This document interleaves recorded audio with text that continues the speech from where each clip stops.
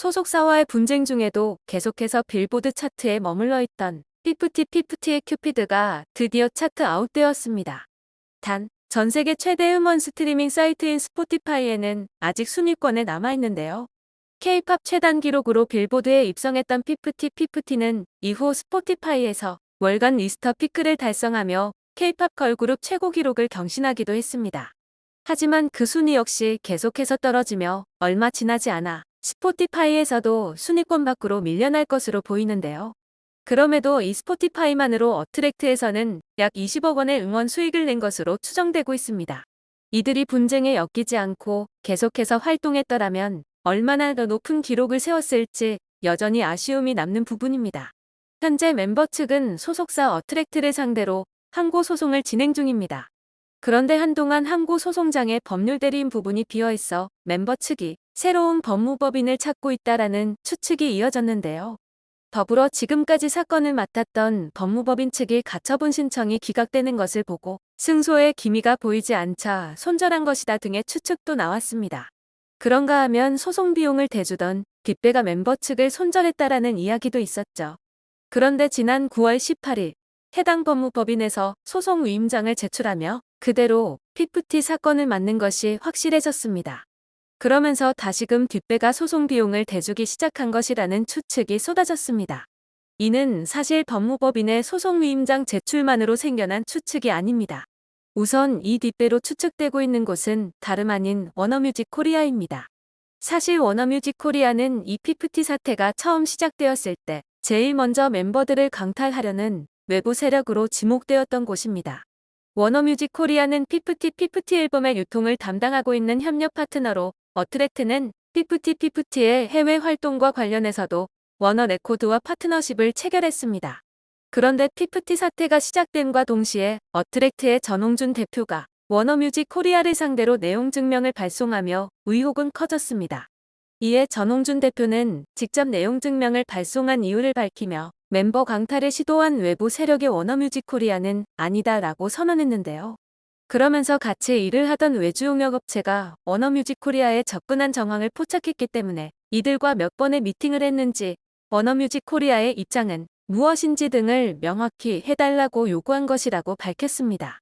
또한 전홍준 대표는 외부 세력의 제안을 받은 워너뮤직 코리아가 내게 확인을 해왔고 난 피프티를 팔아넘길 생각이 없음을 분명히 했다. 결국 상처를 받는 건 아이들과 회사다. K-팝 산업의 발전을 위해서라도 이런 시도를 중단시켜야 한다라고 주장했습니다. 그리고 이후 어트랙트 측은 큐피드의 프로듀싱을 맡았던 더기버스의 안성일 대표로 템퍼링 세력으로 지목하고 고소를 진행합니다. 그럼에도 가처분 신청 소송이 진행되며 신청이 인용되면 피프티 멤버들과 워너뮤직이 손을 잡는다는 의혹이 계속해서 이어졌는데요. 이에 워너뮤직 측은 전혀 고려한 바가 없다라고 다시 한번 밝혔습니다. 하지만 그렇게 단언한 것에 비해 의혹은 쉽사리 사그라들지 않았습니다.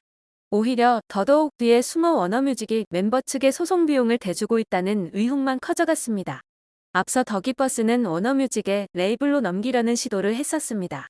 200억 원에 딜하려는 시도에 대한 녹취록이 공개되며 사태는 걷잡을 수 없어졌죠. 당시 전홍준 대표는 실제 계약을 앞두고 독소조항 때문에 포기했습니다. 그런데 이때 전홍준 대표가 워너뮤직과 계약했다면 피프티도 잃고 돈도 잃어버릴 수 있었던 사건이 됩니다. 워너뮤직에서 제시한 독소조항이 피프티 분쟁 시 위약금을 내야 하는 내용이기 때문인데요.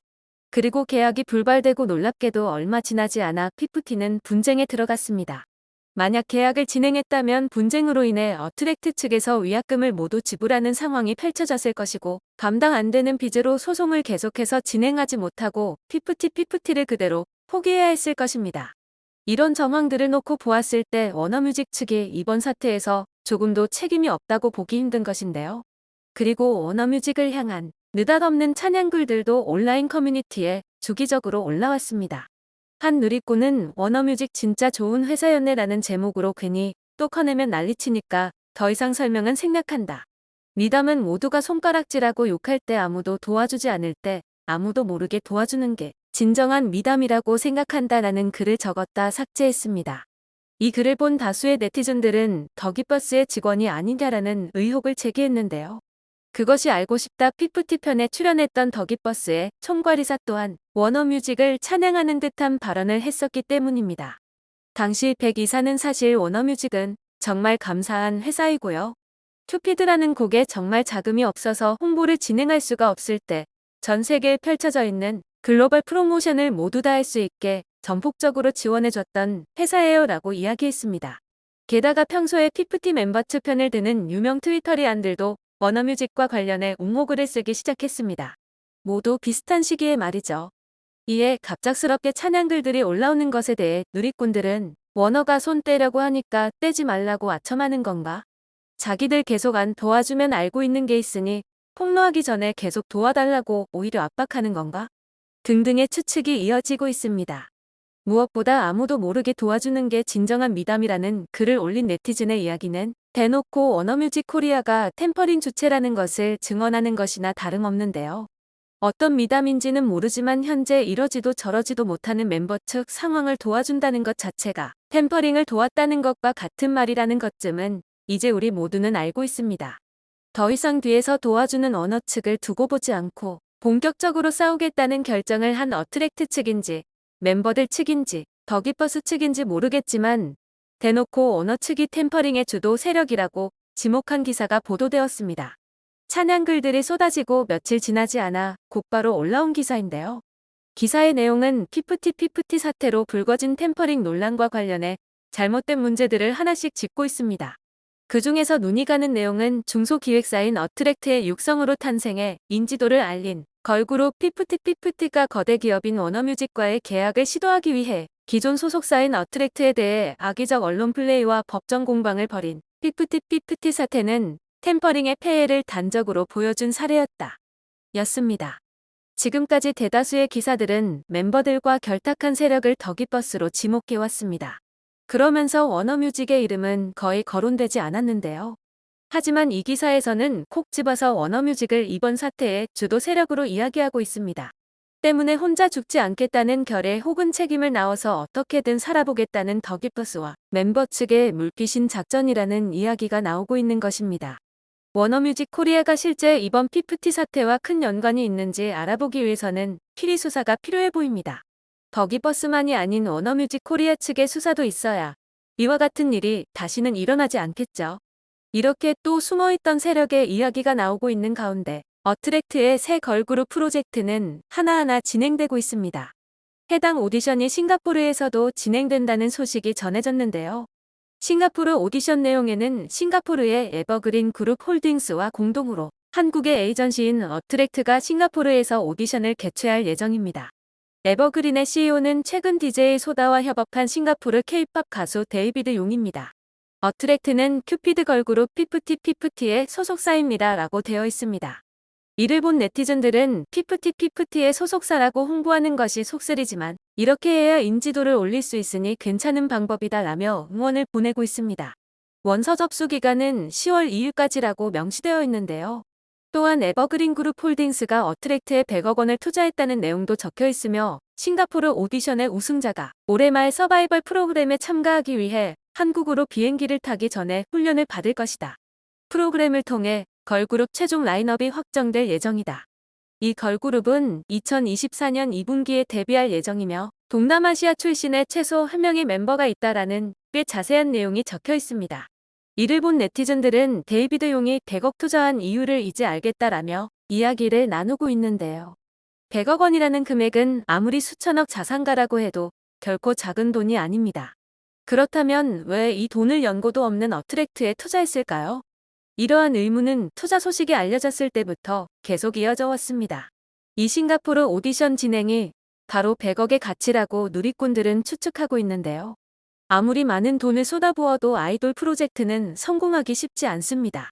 그런데 K-팝을 계속해서 눈여겨봐왔던 데이비드 용의 눈에 들어온 것이 바로 중소의 기적인 피프티였던 것입니다.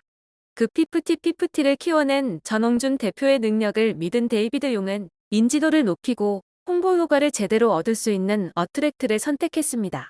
그 결과는 지금만 보아도 성공적입니다. K-팝 사업으로 진출하려 했던 데이비드 용은 이미 유명세를 얻었고 이로 인해 앞으로 관련 사업을 할 때 더욱 도움이 될 것입니다. 또한 어트랙트의 입장에서도 동남아시아 쪽에 파워를 얻을 수 있습니다. 이는 블랙핑크를 보면 알 수 있는데요. 블랙핑크의 멤버 리사는 태국 출신으로 블랙핑크를 동남아권에 알리는데 아주 큰 역할을 했습니다. 어트랙트의 새 걸그룹 또한 이러한 기회를 잡을 수 있기에 데이비드 용에게도 어트랙트에게도 모두 윈윈이 되는 프로젝트이죠. 한편 사태는 더더욱 커져만 가는 가운데 아랑과 시오의 생일 파티가 열린다는 식이 전해졌었는데요. 10명이 겨우 들어갈 수 있을 듯한 작은 카페에서 열리는 생일 파티에 처음부터 비웃음을 샀지만 이제는 그마저도 안 열릴 수 있다는 추측이 이어지고 있습니다. 이를 주관한 중국 팬이 개인 스케줄로 예정된 시간대에 스태프가 한국을 방문할 수 없다는 내용의 긴급 공지를 올린 것인데요. 그러면서 10월 9일부터 11일까지 카페에서 선물 전달을 도와줄 사람을 급구한다는 글을 올렸습니다. 이에 네티즌들은 주작도 정성이다. 실체가 없으니 이제는 못 오는 척한다. 더기버스 직원이 가면 되겠다 등 이들의 일처리에 냉소를 짓고 있습니다. 언제까지 무리수를 둘지 이제는 궁금할 지경인데요. 더기버스의 안성일 대표로 인해 인생이 무너진 사람이 한두 명이 아닙니다. 다행히도 어트랙트의 전홍준 대표는 위기의 순간 기지를 발휘해 상황을 뒤집었지만 그 앞에 당했던 누군가는 지금도 청소 일을 하며 힘들게 지내고 있죠. 이번만큼은 안성일 측의 청소보다 더욱 나락으로 떨어지는 결과를 볼 수 있을까요? 하루빨리 정의 구현이 되길 바라며 계속해서 사태를 지켜보겠습니다.